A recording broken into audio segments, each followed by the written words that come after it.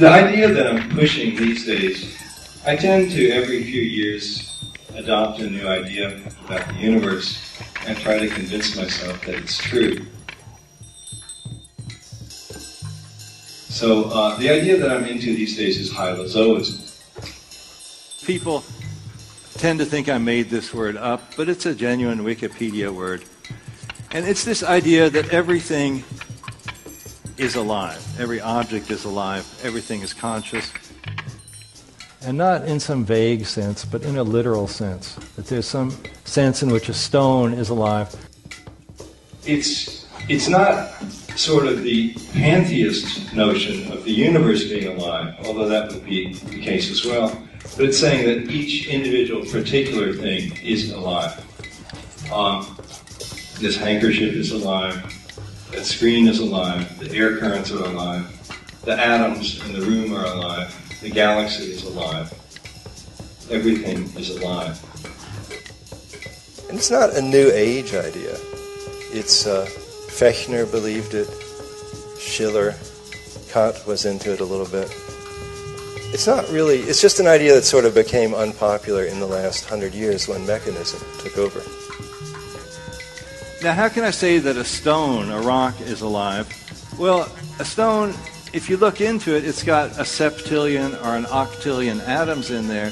These atoms are connected by little fields. They're all vibrating. It's a quantum computation.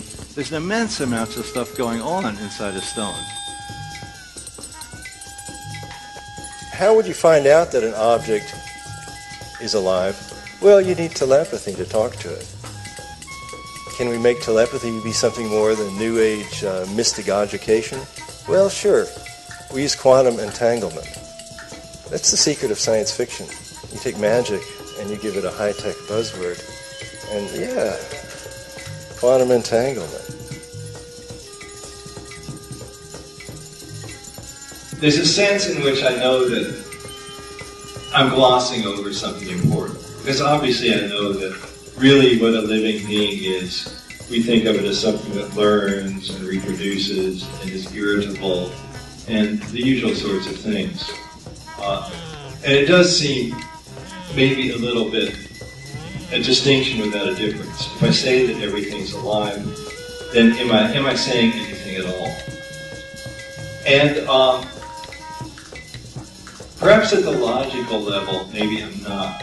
But at the emotive level, I'm saying something in my attitude towards the world. I'm saying every object is alive. It's going to affect the way that I feel about the world.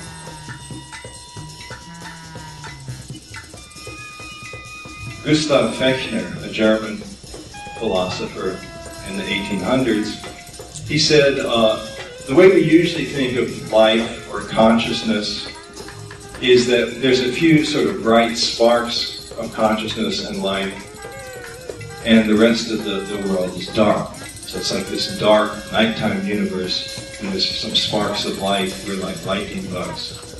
And he said, why not believe in a daytime universe where everything is alive?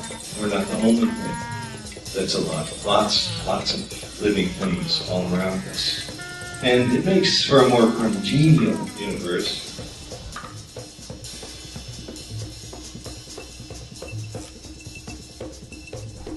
The universe is beautiful, and it's alive, and we're part of this big living organism.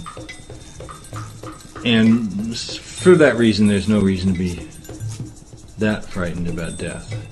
The big aha will always be there, the one giant wonder glob that we're part of.